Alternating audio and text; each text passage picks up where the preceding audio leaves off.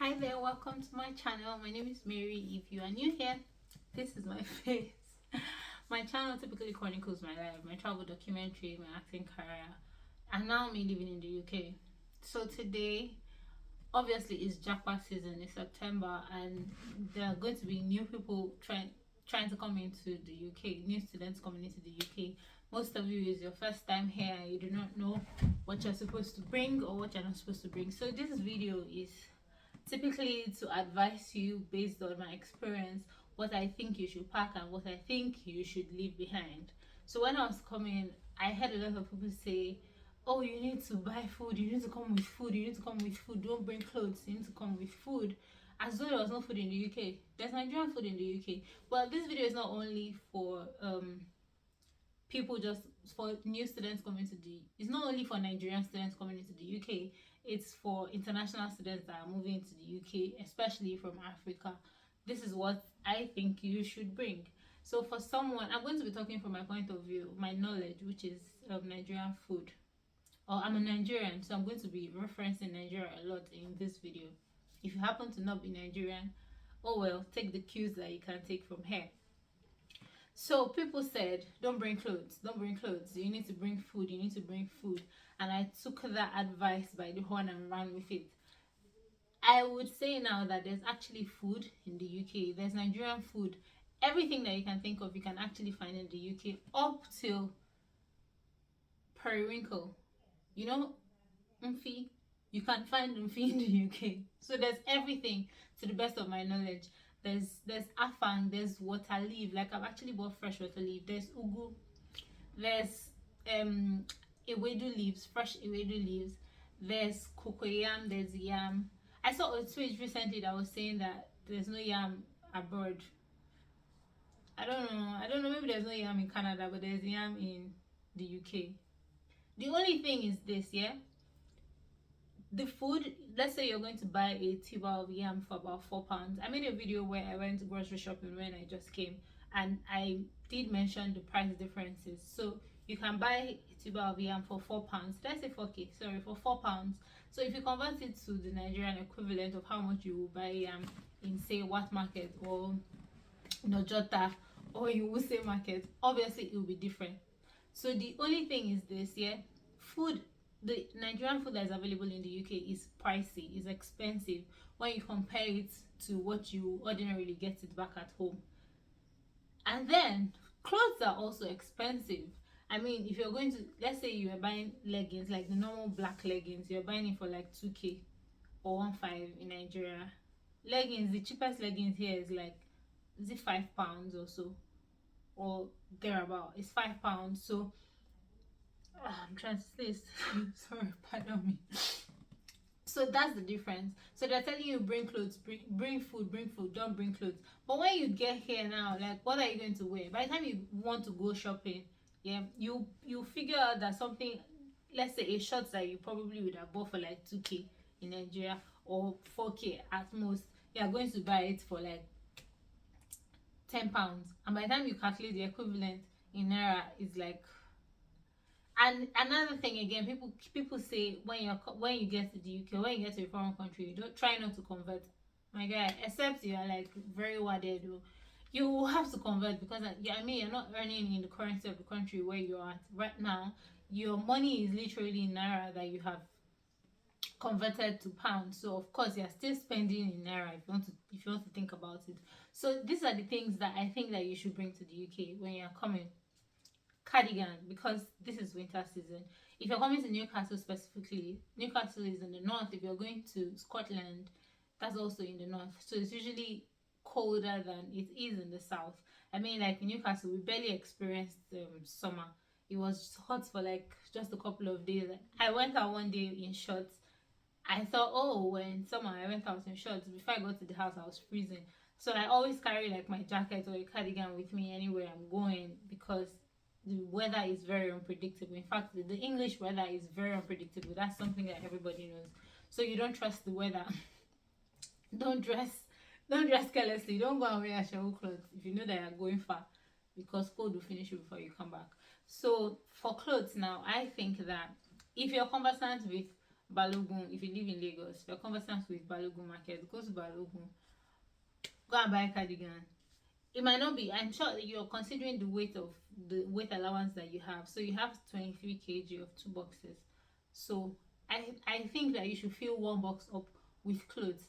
So buy joggers, buy sweatpants, buy cardigans. They don't have to be too heavy. I'm not saying you should go and buy winter jackets there. Buy normal cardigans, something like this, jumpers, or what do they call them. Buy stuff like this. Buy a couple of them. That should be in 1 box. Now in your second box, you want to buy sneakers, because I mean, yes, the sneakers here, but I think it's cheaper to buy sneakers. Actually, everything is generally cheaper in Nigeria so far. Like from my observation, I feel like everything is cheaper.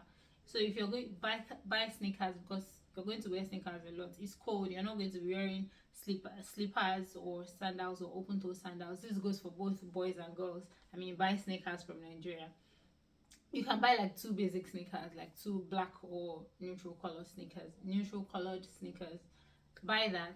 And then if you are somebody who you're going to find it difficult, because I mean, the only food that they eat in this place is mashed potatoes and steak and vegetables and wraps. That's what you're going to find here. I'm sure that at some point you're going to miss rice. You're going to miss it, but there's rice here. But you don't, like I said, there's spices, there's Nigerian things here.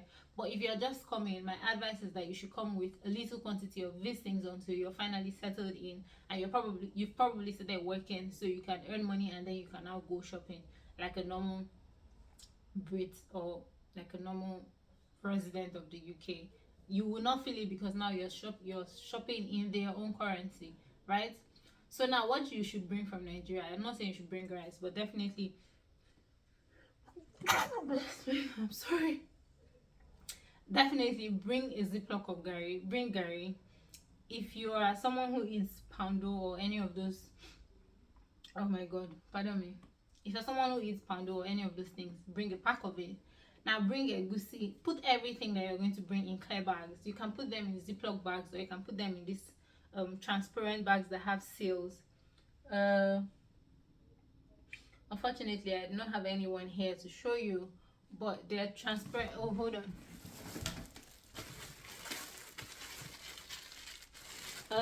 You know these bags, these transparent bags, these kinds of bags that has, you can find them in all of those stores that sell bags or disposables, all of those kinds of things. You can find them. They're all simply by Ziploc.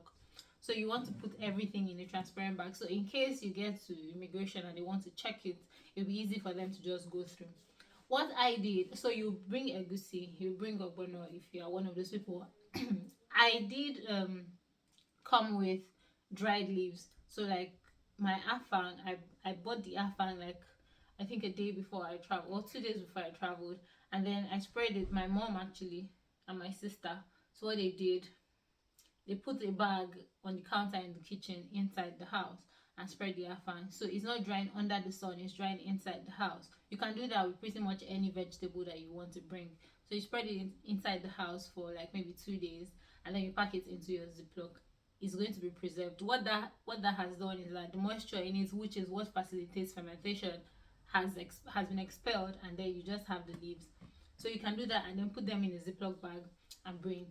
I thought I was not going to. People said that the pepper abroad is not hot, so Nigerians always travel with pepper. I think that that's not exactly true. I like to use a lot of fresh peppers.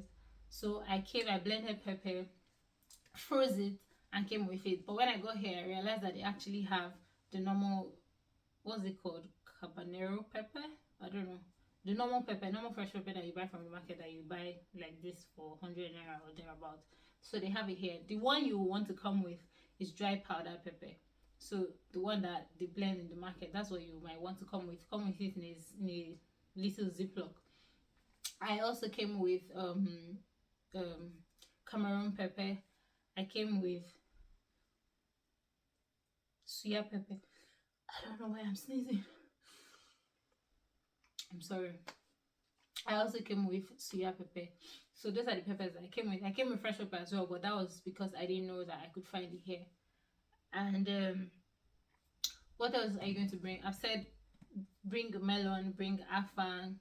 Sorry, bring melon, bring ogbono. If you are for those kinds of food, bring achi. I did buy achi, but I haven't even made it, and it's like almost a year since I've been here and I haven't made it.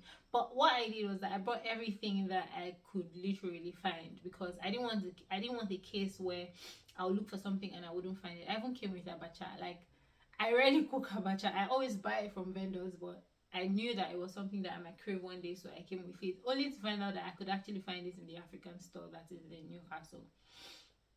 So I did come with that. I came with I brought spices. I brought like jollof spices.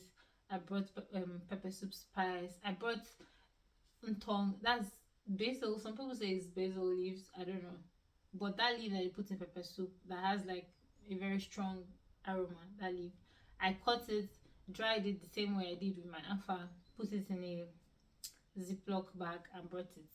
I've used it like twice or so. I also came with hot leaves. I did the same thing with it. And then I came with snail, yeah, as well. I grilled it in the oven and then put it in a Ziploc bag. That way it's not going to get spoiled. And then I came with it.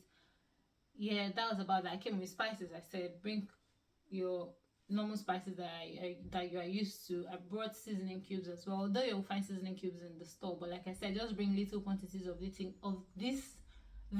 things that can sustain you for the time when you just come in. I came with, so my greatest tip in this video is that when you're coming, if you're somebody, I think that I found it easier to come with cooked food than to actually bring the raw materials.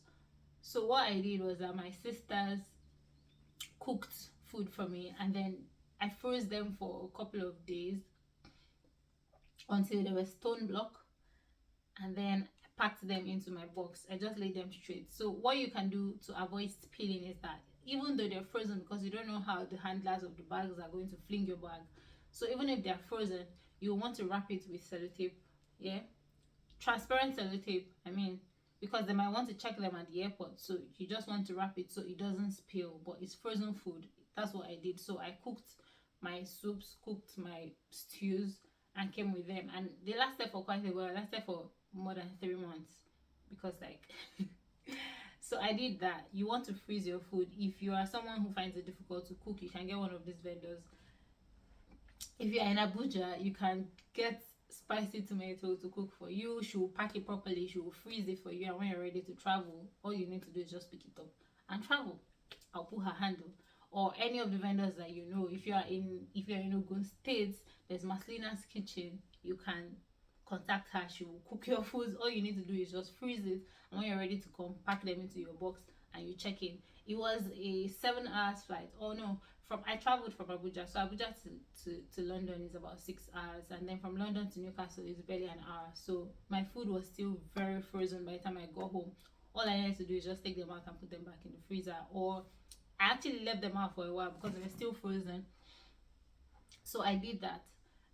What else do you want to bring? Of course, yam is too heavy for you to bring, but you are going to find yam here. The only thing that I found different was that I bought plantain one time, and it took me like hours for me to cook it, for it to get ready. I don't know if it was genetically modified, but it was not like normal plantain. That's just the only thing. It took so long for it to get ripe. Like, it took more than a month for it to get ripe. I don't know why. It was different from normal Niger plantain. That's the only thing that I've seen that's different. But then you will find yam, you will find spices, you will find every other thing that you want. But my advice is this: bring equal quantities of things. So don't discard clothes and carry only food, and don't bring only clothes and leave food, except you know that you can manage. We really don't care about all those kinds of things. But what I would advise you to do is bring little quantities of this food that you know that you like and you feel that you will crave. But if you are not about that life and you don't want to suffer, you can come with only your clothes. But it's winter, so bring sweaters, bring normal sweaters. When you get here, you can buy winter jackets that you wear over your sweaters. But you want to bring sweaters, you want to bring joggers, you want to bring sneakers. Although you can find all of these things here, I feel like I'm being repetitive. Bottom line of everything that I'm saying is this: when you're coming to the UK, bring dry foods, pack them in Ziploc transparent bags so you don't have issues at immigration. I even came with meat, like I dried meat, fried meat. I came with those.